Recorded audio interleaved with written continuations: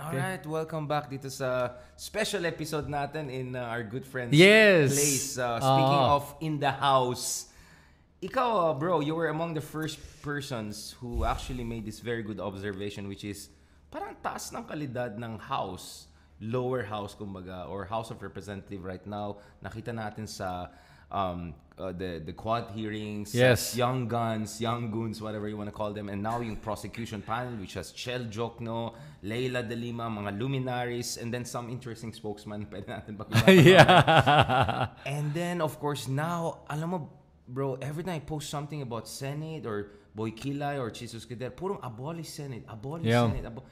Talagang nawala ng respeto mo ang tao, or maraming sa ating mga kabayan nawala ng respeto sa can you take us through the journey when mo na-realize this reversal is going on? Because Philippine Daily Inquirer, my newspaper, had an editorial the other day. Who is the real upper house or something like that. So patama talaga sa Senado. Alam mo, yung problema natin sa Senado, it started talaga when Senate became a popularity contest. Right. And when, unfortunately, I feel bad na I'm gonna single out mga artistas na tumatakbo. Kasi yun doon nag-umpisa that they use the star power to be able to get a seat in Senate, but it doesn't mean they're qualified. So, ang nangyari doon, napuno ng mga artista, and then the quality or the caliber of the discussion started to lower na. So, at first, it wasn't that bad yet kasi they were normally pretty quiet as senators. Yung mga hindi nila alam pa paano makipagdebate, nananahimik nila. Nakikita mo nga si Lito Lapid. Alam mo bang senador siya? Most people don't remember. Alam ba niya na senador? Oh, alam ba niya? I don't think he even knows. I bet you he's sitting there, he's thinking, am I a spectator? Ayaw nga pala, binabayaran ako ng hundreds of thousands of pesos para makipagdebate, gumawa ng batas at gumawa ng maayos sa batas. Hindi niya ginagawa. Mas malaki ang bayad niya sa pagka-artista. Pagka-artista niya, pero hindi. Alam mo, sa mga artista na pag-has-been na talaga sila, they're willing they're gonna accept whatever pay. Over free lang almost. Oo, no? At saka remember that Senate, the money that you use for your daily needs is not from the salary. It's from the allowances, the millions to billions that's within your disposal. So, kaya marami sa kanila, pagtapos na pagiging artista, hindi na ako kumikita, takbo na ako Senate. Honestly. Naging retirement house ng mga laos na artista. No. So, yun yung naging problema natin. And then, dumating na yung, this is when it got really bad. The sa buong Pilipinas, alam mo kung saan talaga bumaba na yung IQ level natin nung naging presidente si Duterte. I am sorry that I have to say that, but it's true. Pag makita mo how they ran the government, it was a Mickey Mouse government. Yeah. It was a banana republic. Yung ginagago ka na nga, kayong mga kababayan natin, tignan mo yung mga pinapakita, mga matrix na parang ginawa ng isang high school, not even a high school student. They present that as somebody. Si Jollibee at si Gretchen. Yung ando doon. Kaya nga sabi ko talagang kalokohan to. So, bumaba talaga yung kalidad natin from the executive side. At mababa na nga, bumaba pa. And then, pumasok si Bato de la Rosa. Ayan, dun mo talaga nakita kung how low can you really go. And I'm sorry, Bato de la Rosa he should have stuck with being in the police work. Hanggang doon na lang siya kasi one-star general. Yeah, one-star general. He's so bad as a senator. I don't even know why people vote for him. They just vote for him because he's pro-Duterte. That's it. And nakakatawa siya in fairness. I mean, sure, nakakatawa siya. In the DDS way of Kaya nga, nung umpisa medyo entertaining pa. Nung umpisa na lumabas siya sa mga hearing, nagpapatawa, nagtatanong, mali-mali, nagjo-joke. Pero nung nag-lead na siya nung mga Senate hearings siya, doon mo nakita talaga that the joke is on all of us. Tayo ang pinagtatawanan na. Kasi nagpapagago tayo sa mga ganitong klaseng senador. It really went down. Now, here's the interesting thing. Congress. Before the Quadcom, before they did all of that, they were unnoticed. Hindi sila pinapansin ng taong bayan. As a matter of fact, nakita ko nga yung live stream ng Senate kumpara sa Congress. Ang layo. Nag-umpisa to kina Risa Ontiveros. Yeah. Yung sa kay Alice Go, doon nag-umpisa to lahat eh.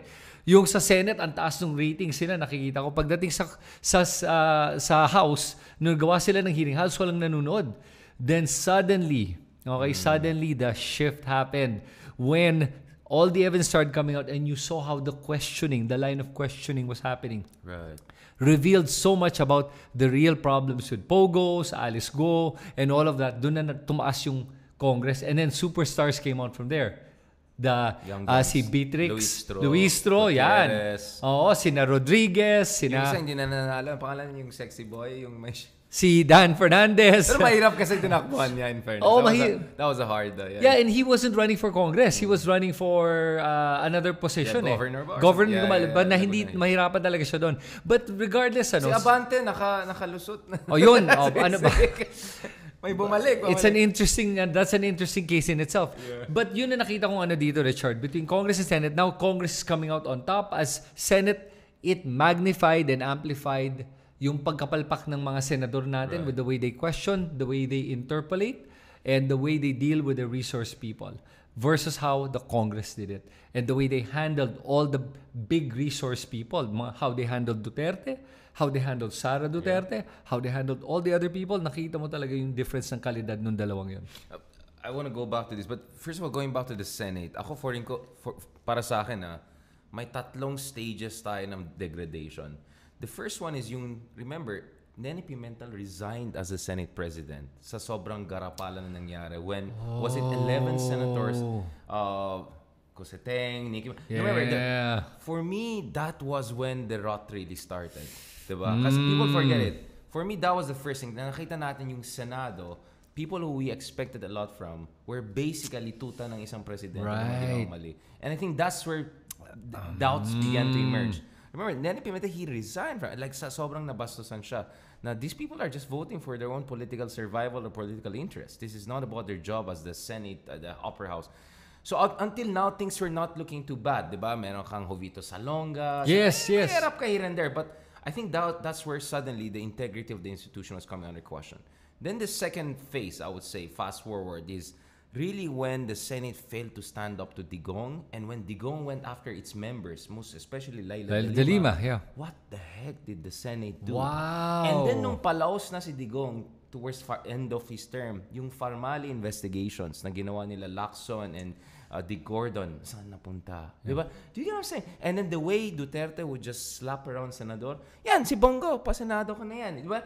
The contempt of Digong and how he could get away with this contempt and how weak. Di ba pinagtatawanan niya si Dick Gordon? Ang laki ng tiyan mo, ganyan. Yes. So I think we already saw the beginning of the rot 20 years ago or so. And then I think during Digong talaga, they were being slapped around. And then phase 3. So you see how I'm doing it. I'm really going historical about this. Then phase 3, eto na. I thought, okay na, wala na si Digong, hindi na siya presidente. Sana naman mag-ayos-ayos kayo. What we've seen over the past 2 years is the Senate is a mess. Look at what happened with Mig Zubiri, the way he was taken out, including by his own allies. Yeah. Sabi nga Mig Zubiri, I've seen strange things in my life, pero yung iyak si Bato, I would go, and then biglang bumoto siya laban sa kanya. Diba? And then Cheese comes in, and this is where I'll agree with Senator Trillanes. In fact, Senator Trillanes was the first person who told me, yung ginagawa ni Cheese, he's just trying to survive. Dahil yung sobrang shifty yung alliances. Ang hirap maging Senate President kasi 2 or 3 defect, tapos ka na. Baksak na naman. So I think Cheese was just trying to keep his head above the water. No excuse whatsoever for all of this sophistry pabebe ni Cheese. But what I'm saying is that Senate is a very weak institution. It has no clear leadership. And then, as you correctly pointed out, my hardware problem. Right? When you got Batorni, Robin Hood, Bongo, Robin Hood pala, tama. I mean, it doesn't even have a single legal luminary. Cayetano or Cheese are at best mediocre legal minds. They're not even anywhere close to a luminaries. Wala, ang layo nito sa time nila Jovito or Nene Pimentel or even Coco Pimentel, who by the way suddenly is a hero. I said no, 1 out of 10 siya. Remember last November or something, hearing niya kay Digong? So, absolutely. Siya. TTS to eh. Sabi, impress na impress. He's just doing what he was supposed to do all his life. Ito na, talo na nga siya, kaya he's on the way out. He's just... So anyway, what I'm saying is that the rot has been running for quite some time and ngayon lumabas na talaga yung baho ng institution niya. That's how I read it. Now compare it to the Congress. We can say everything about tambaloslos or whatever, but at least there's a clear leadership on top. Martin Romualdez. Yes. Solid yan. Even after elections, supposedly talong admin, 280 votes lang naman niya. And I look at Martin. For everything you can say, the guy is very smart. Cornell University, UT Law, and you know, I don't want to make it about credential, but I'm saying that anyone who knows him, they know he's quite a smart guy. In fact, he's a smart one in the Romualdez side of the equation, right? So you have first a steady leadership, nawala, and the second thing is that yes, politiko naman si Martin Romualdez. We know that he has to do what he has to do, but at the very least, he's slowly and slowly empowered the young guns, Yes. the smart people, even yung mga tibak, yung mga kabilang kampo, to do what they have to do. And it slowly snowballed into this. And when Sara underestimated Congress and tried to slap them around, they slapped back. And I think that's where the journey has begun. A very interesting situation. So we go back to essentially where you started. So when did you realize legit tong Quadcom hearings at may traction sa public? Like yung breakout star moment ng Congress. It was really before the Quadcom, when they were doing their individual committees. Doon ako talagang, gagaling na itong mga to From the different even the different temperaments, from the Abantes to the Pimentels to, tapos yun na nga, the young guns, how they were conducting themselves. I was like, magaling. It brought honor back to their names. Kasi, honestly, ang sama ng image ng mga kongresista sa akin. Actually, any politiko. Pero nung nakita ko how Congress was acting, I was like, actually, magagaling itong mga kongresista natin. At nakikita ko talaga na may pinaglalaban talaga sila. Hindi political interest, kundi yung talagang yung bayan, yung konstitusyon, at yung mga tao talaga. Yun na nakita ko at nagustuhan ko sa kanila.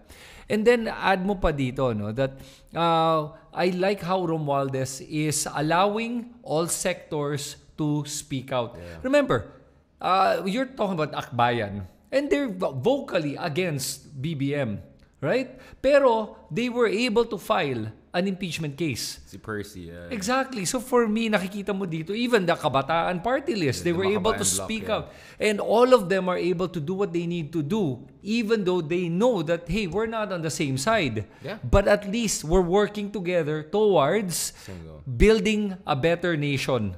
Yun yung nakikita ko. Nawala ngayon sa Senado. Doon ang pinakamalaking pinagkaiba ng Senado at ng ating Kongreso. And moving forward, you know that the Quadcom now, they're gonna put together a Quadcom again with the young guns now chairing it. Boom. Yeah, That's mga bago, mga kids na. Yeah, the breakout stars, they're gonna be the ones chairing it na. So, magaling yung leadership ni Romualdez because of that. And honestly, na-impress ako kasi nakikita ko nga is he's able to empower Congress to really shine. Its members to shine. Of course, may mga bad apples pa rin tayo dyan. Talagang lahat naman meron. Pero mukhang mas marami akong nakikitang okay at matitino. We're just talking relative terms. Relative, right? yes. This is not the Swedish parliament we're talking. No. But what we're saying is this interesting reversal. I want to add some very important element, no? Diba, I was talking about the stages of yes. the diba? Yes. One of the important development was in 2019, lumabas itong Solid South phenomenon, whereby nakita natin gaano ka solid yung Mindanao or Pan-Visayan vote, if you can put it that way. And that actually explained, for instance, how Cynthia Villar topped that race, and she was doing very well in Mindanao. I know it because I was in Mindanao in 2018. I was going around. I was in Marawi going around, and I could see halos wala akong nakitang Grace Po. Kasi Grace Po was number 1 in most of the surveys. Right. Akala natin Grace Po na eh. And then Cynthia on top. Because, Grace Po was barely top 10 in Mindanao. Cynthia was so number 1 in Mindanao. It pushed up her number nationally. She became number 1. Wow. So I'm talking about someone who's not even from Mindanao doing so well because she had those ties in Mindanao or at least friendly Tigong. So anyway, in 2019, nakita natin yung so-called Solid South vote, which was really strong also in these latest elections. What is the relevance of that? Remember, ang kritisismo parati sa Kongreso is, eto mga to, parochial, district lang, walang pakisabayan yan. Ano lang yan? Alam mo mga malilit na bagay. Ang senador ay national elected, siya yung maging next president or 424 republics. So what is the relevance of what I said on the Solid South? Because nationally contested yung Senate, marami dyan takot sila na babanggayin nila yung Solid South. That's why they barely say anything against Duterte. My God. Have you noticed? Even yung mga pink candidates na nanalo, aside from ito yung dagat, ito yung tubig, or gusto ka ng, wala akong problema dyan. Food vlogs, do everything you want. Actually, hindi pa ngayon yung problema. Mas problematic pa yung isa na purong, okay naman ako, education and all. Pero nung tinanong, ano yung masasabi mo sa impeachment, ay political lang po yan. Do you see what I'm saying? So because takot sa DDS block or Solid South, whatever you want to call it, people who run for Senate or who want to be in national positions, they play too safe. So basically, they're scared because you don't want to lose that Mindanao vote. Do you get what I'm saying? Yes, I get you. District guys are not scared. ano to bakuran ko to di ba? So, suddenly, nag-reverse yung dynamics of politics whereby the incentives works better in favor of congressmen than senators because the senators are more vulnerable to electoral backlash. Right. So, tingnan mo, sa lahat ng mga Quadcom, isa lang natalo kasi si Abante babalik na rin, di ba? So, basically, isa lang nawala dun sa mga prominent. Right. Sa re-electionist, ang taas ng success rate ng re-electionist ng Congress. So, that means they're shielded from the DDS whip while senators are scared because sila. I'll just tell you what, I knew that also personally. Remember that whole unfortunate Human Development Index episode and all? Yes. And there was this one senator na friend din naman kami was posting something like that. Sabi, bakit ka nagpo-post, minapatulan mo to? And then, so honest naman siya, sumagot siya kaagad. Nasa gym pa ako, mataas yung testosterone ko. Bigla sabi niya, may pressure kami sa community. Kailangan namin sa... So, the senators are scared of the Mindanao backlash. Kaya I was not surprised to see this Senate is even scared to hold a trial. Forget about convicting Sara. And I want to talk about the trial shortly. But do you see where I'm coming from? Nag-shift na yung structures of incentives. And we see that the same in the US, di ba? Yes. Takot ang tao to go against Trump because Trump will support primary challenges. Right. Yung mga so biglang nagiging mabait na sila kay Trump. So I'm seeing also that dynamic here. Okay, pero sige, let's tackle two issues that you mentioned. Number one, yung dynamics ng mga senator and how they've been behaving.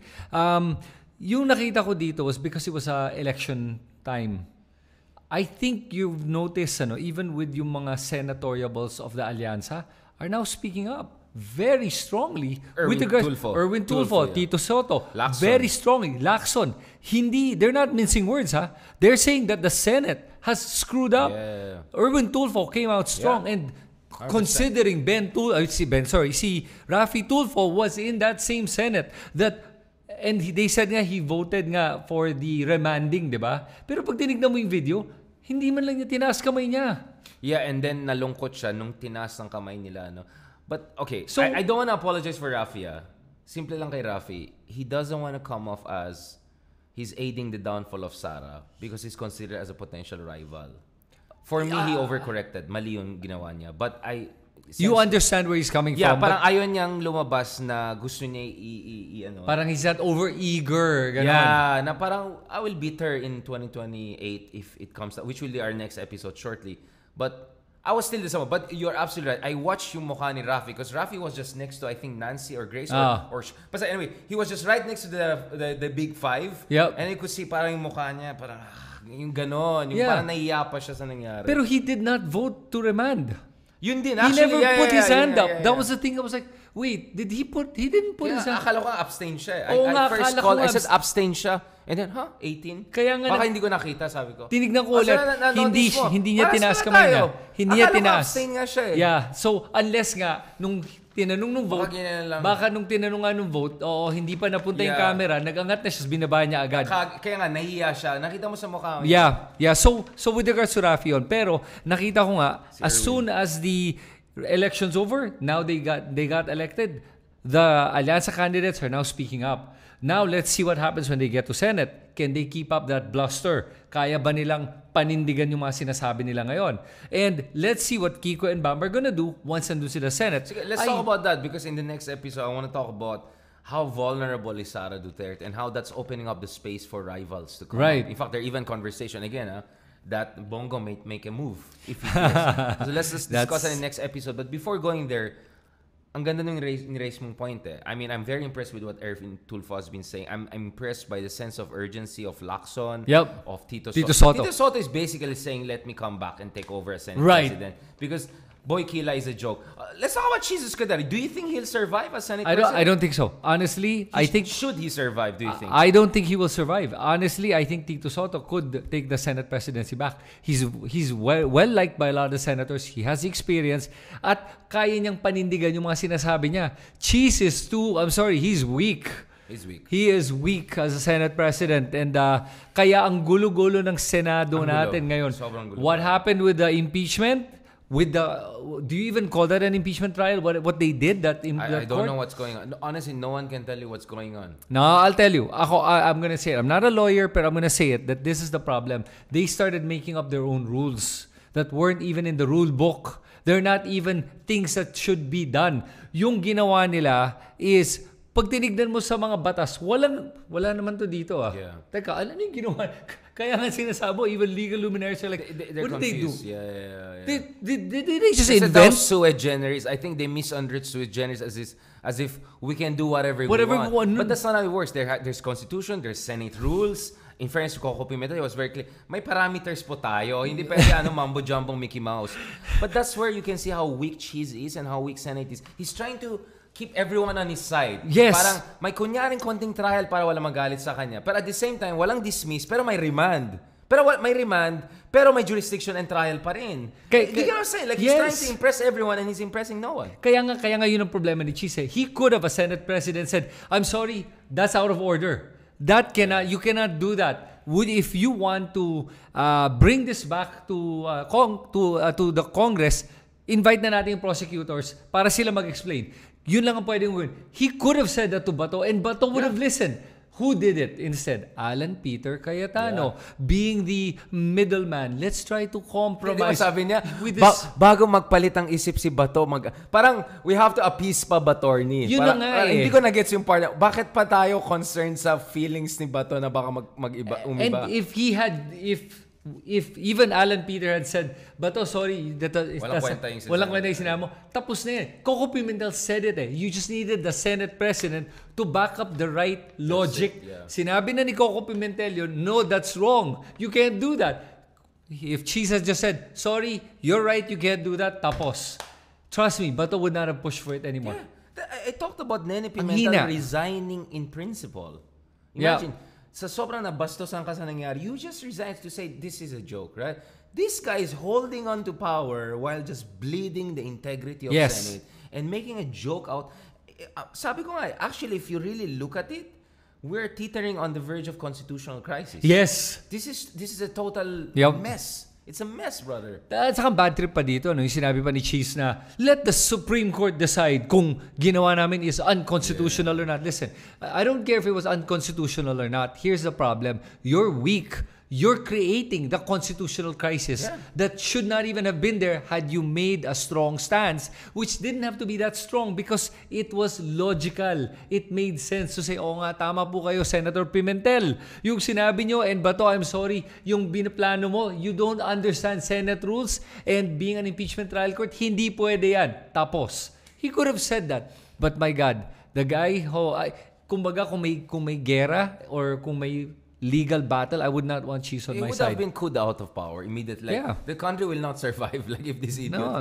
So, I mean, exactly. And I think this perfectly goes back to where we started, this upper house, lower house. Remember, Cheese is not only a weak leader, not only is he all over the place, kinaran pa niya yung Kongreso, inuutusan niya yung Kongreso. Sabi niya, yes, we're co-equal in general, but in the matters of impeachment, kami yung korte, kayo prosecution team lang kayo. When in fact, Congress sends a prosecution team, but not the entire Congress just constituting a part of the trial. And you know, like yun nga yung the temerity, di ba? Yung arrogance niya to even talk down and utusan. Tapos ito pa, kung may reklamo kayo sa legal interpretation o dalhin sa Supreme Court, and the next day he says, but at the end of the day, we will remain supreme in defining what is legal. Do you get what I'm saying? Yeah. He's trying to have everything at the same time, and he eat his cake and make another cake, and also I think he really came out bad. He reflects the weakness, but he also reflects his own weakness. And the chismis is, but this is 2 weeks old now because dynamics have changed. We'll discuss shortly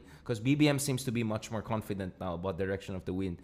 Earlier, ang position ni Jesus Cadera is that let's just forget about this impeachment. Let me emerge as a star here, and I will beat Sara in 2028. And like whoever heard it was daw mukhang hindi na nag-gets na hindi lang siya laos, medyo galit ng buong bayan sa kanya.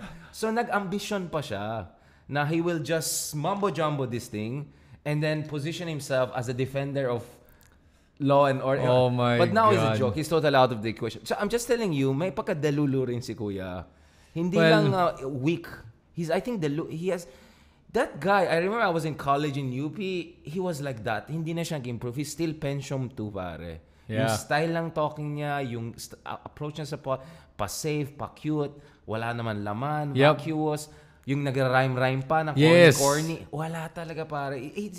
He's out of touch. He's out of touch. Yeah. I don't know. I really don't know where we're going to go with this. Pero yun na nga, luckily nga, with the 20th Congress of Senate, I'll be saved by Tito Soto. Yeah, which is, can you imagine? I'm actually That's going how to say bad- that. that's how na bad Tito Soto is a welcome He's our savior. savior, yeah. A welcome break from Cheese Escudero. I'm like, oh my God. That's And what I'm I'm saying. not, Like, and Coco Pimentel now is a hero suddenly Yeah, exactly. after 10 years of kapalpakan as a senator. Like, and I'm not a fan of Coco Pimentel either. Pero but look at galing people, niya. but look at people how desperate they are. Like, Yun na nga, like our standards have gotten so low that now we're seeing the unlikely saviors of our constitution and the law, the rule of order in people that at one point we were criticizing. Pero that also says kasi na ganito naman ako talaga, and I think that's how we are.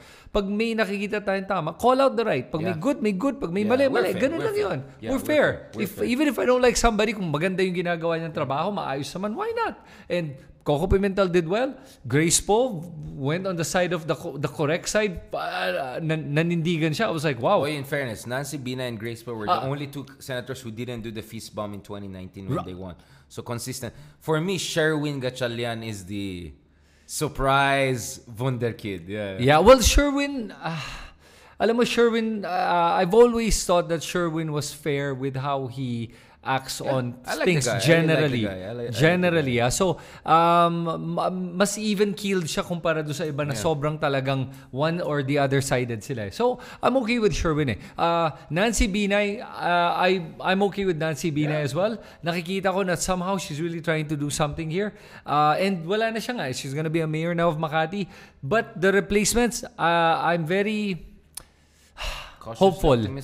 Cautiously optimistic is the word. Although Marcoleta and Aimee will be an interesting. So let's talk about in the next episode how the impeachment could look like, and also what are the implications for 2028. I think that was a good talagang this lower house, upper house discussion, and medyo konti lang airtime ni Cheese dito sa episode. For the first time, he was just a corollary, aside lang siya, which is where I think he deserves to be, just an aside. Thank you so much, guys, for joining us for this latest episode.